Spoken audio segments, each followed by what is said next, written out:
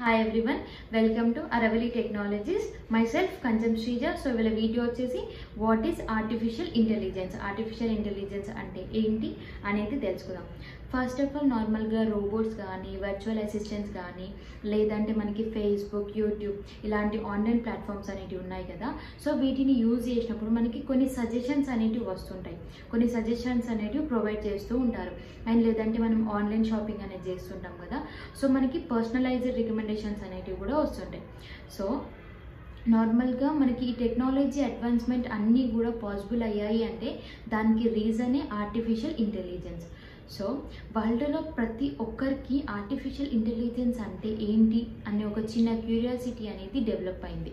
So అసలు artificial intelligence అంటే ఏంటి అని కొంత పీపుల్, అండ్ ఇంకొందరు అసలు ఆర్టిఫిషియల్ ఇంటెలిజెన్స్ అనేది అప్కమింగ్ ఫ్యూచర్లో దీనికి డిమాండ్ అనేది ఎక్కువ ఉంటుంది అని కొంత పీపుల్, అండ్ ఆర్టిఫిషియల్ ఇంటెలిజెన్స్లో జాబ్ సెక్టార్స్ అనేటివి ఎక్కువగా ఉంటాయి, జాబ్ సెక్టార్స్ అనేటివి ఇంక్రీజ్ అవుతాయి అని కొంత పీపుల్ అంటున్నారు. అండ్ కొంత పీపుల్ ఏమంటున్నారు, ఈ ఆర్టిఫిషియల్ ఇంటెలిజెన్స్ అనేది చాలా ఎక్కువగా డెవలప్ అయితే మన హ్యూమన్ ఎగ్జిస్టెన్స్కి చాలా రిస్క్ అవ్వచ్చు అని కొంత పీపుల్ అంటున్నారు.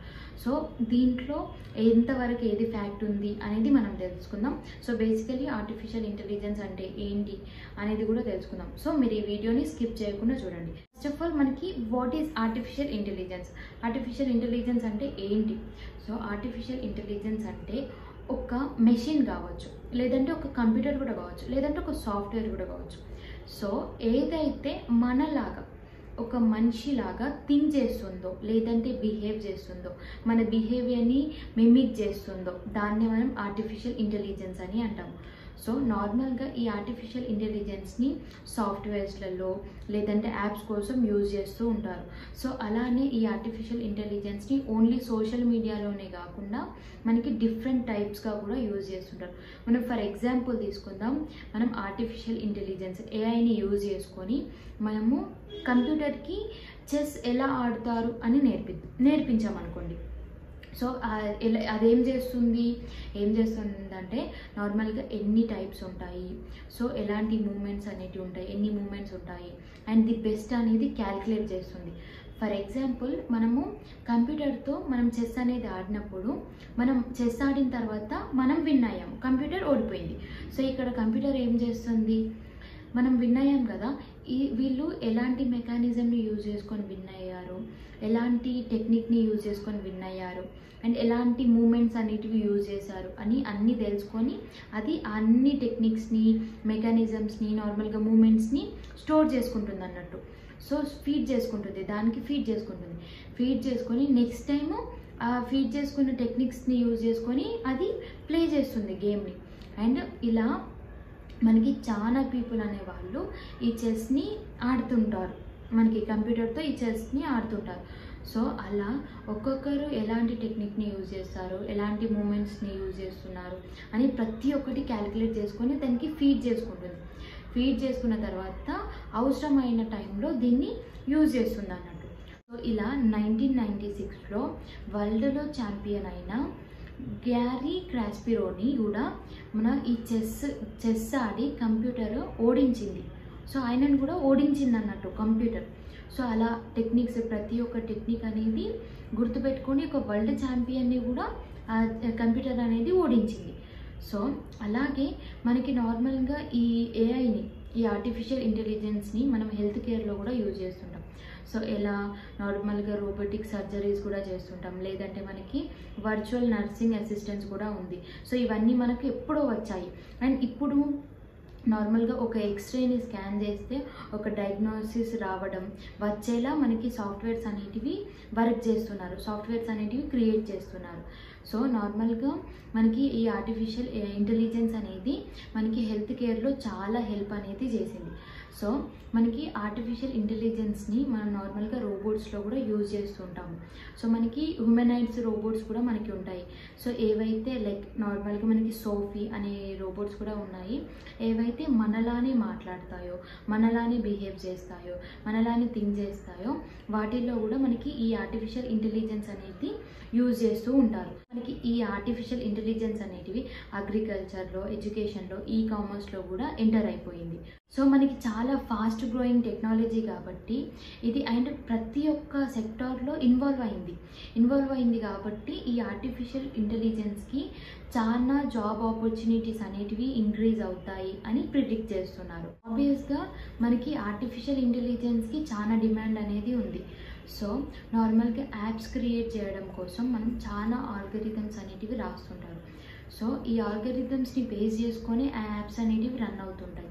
సో మనం నార్మల్గా ఏదైనా తీసుకుందాం, మనం ఒక వీడియో చూడాలనుకుంటున్నాం, ఒక ఆన్లైన్లో ఒక యూట్యూబ్ ఆన్లైన్ ప్లాట్ఫామ్లో మనం ఒక వీడియో చూడాలి అని అనుకుంటున్నాం.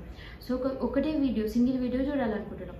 సో ఆ వీడియోని మనం కంప్లీట్గా చూసాక మనం ఇంకొక 2-3 వీడియోస్ని కూడా అలా కంటిన్యూస్గా చూస్తుంటాం.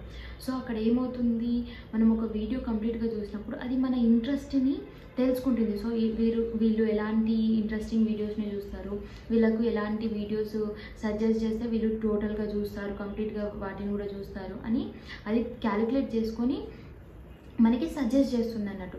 సో ఈ సజెస్ట్ చేసే మెకానిజం ఉంది కదా, ఈ మెకానిజం కూడా మనకి ఆర్టిఫిషియల్ ఇంటెలిజెన్స్నే ఫాలో అవుతుంది అన్నట్టు. సో మనకి ఇలా సజెస్ట్ చేసే మెకానిజంలో 2 టైప్స్ ఆఫ్ ఆల్గరిథమ్స్ అనేటివి ఉంటాయి. సో ఫస్ట్ వచ్చేసి కంటెంట్ ఫిల్టరింగ్ ఒకటి అలాగే కొలాబరేటింగ్ ఫిల్టరింగ్ ఒకటి. సో ఈ కంటెంట్ ఫిల్టరింగ్ ఏంటి అంటే, నార్మల్గా ఒక 4 కంటెంట్ వీడియోస్ తీసుకుందాం. 4 కంటెంట్ వీడియోస్ తీసుకుందాం.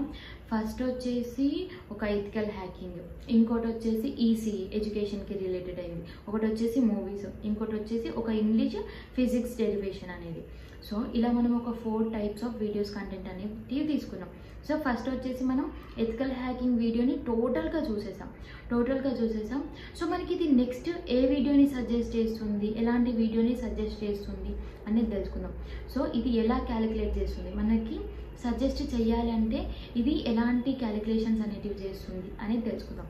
సో ఇదేం చేస్తుంది, క్యాలిక్యులేషన్లో ఫస్ట్ వచ్చేసి మనకి లాంగ్వేజ్ని క్యాలిక్యులేట్ చేస్తుంది. సో ఈ వీడియో చూసే వాళ్ళు ఎలాంటి లాంగ్వేజ్ని చూస్తున్నారు అనేది క్యాలిక్యులేట్ చేస్తుంది. మనం తెలుగు లాంగ్వేజ్ని ప్రిఫర్ చేస్తున్నాం అనుకోండి. సో మనకి 4 కంటెంట్ వీడియోస్ ఉన్నాయి కదా, ఒకటి వచ్చేసి ఎథికల్ హ్యాకింగ్, ఒకటి వచ్చేసి ఎడ్యుకేషనల్ ఈసీఈ ఒకటి, మనకి ఇంకోటి వచ్చేసి మూవీస్, ఇంకోటి వచ్చేసి ఇంగ్లీష్లో ఉండే ఫిజిక్స్ డెరివేషన్. సో మనం తెలుగు లాంగ్వేజ్ని ప్రిఫర్ చేస్తున్నాం.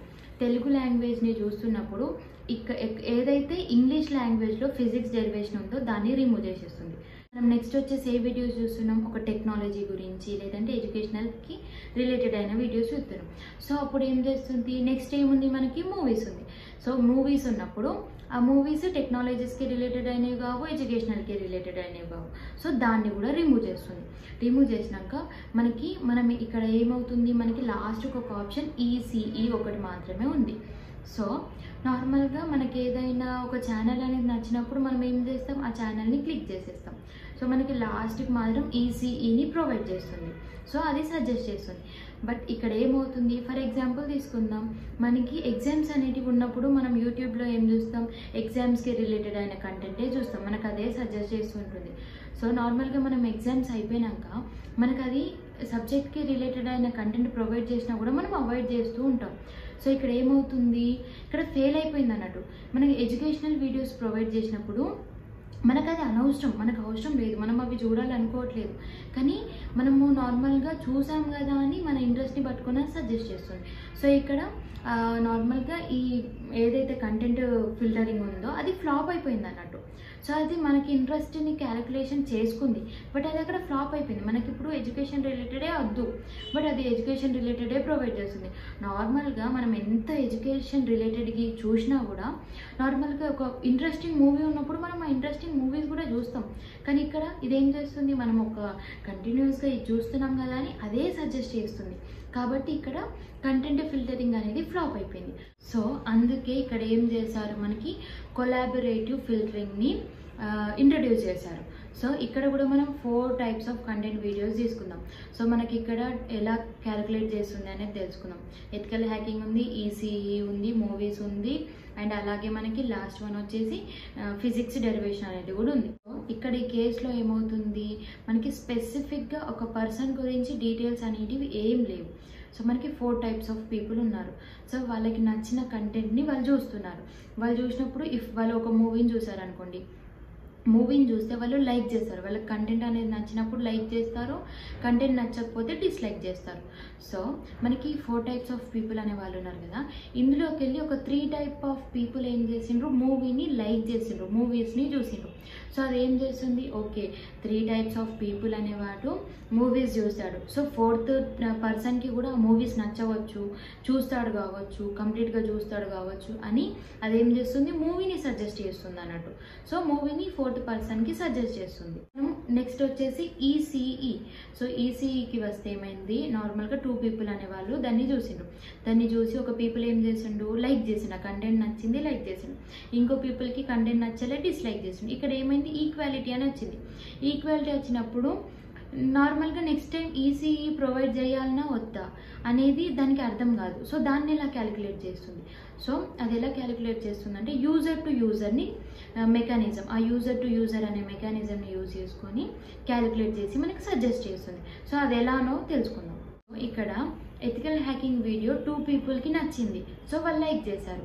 సో ఫిజికల్ డెరివేషన్ అనేది 2 పీపుల్కి నచ్చలేదు, సో వాళ్ళు డిస్లైక్ చేశారు. పర్సన్కి ఈ ఈసీఈ వీడియో అనేది నచ్చలేదు. సో అది ఎలా క్యాలిక్యులేట్ చేస్తుంది, ఓకే 4th పర్సన్కి మనం ఇది సజెస్ట్ చేస్తే ఇది నచ్చకపోవచ్చు అనే మెకానిజం అనేది తెలుసుకుంటుంది, ఇలా క్యాలిక్యులేట్ చేస్తుంది అన్నట్టు. సో ఫస్ట్ పర్సన్కి నచ్చలేదు కాబట్టి అలాగే 4th పర్సన్కి నచ్చదు కావచ్చు అని క్యాలిక్యులేట్ చేస్తుంది. సో ఇలా వ్యూవర్స్ నుండి వచ్చిన స్టాటిస్టిక్స్ ద్వారా ఇది సజెస్ట్ అనేది చేస్తుంది. సో ఇది బాగానే ఉంది నార్మల్గా.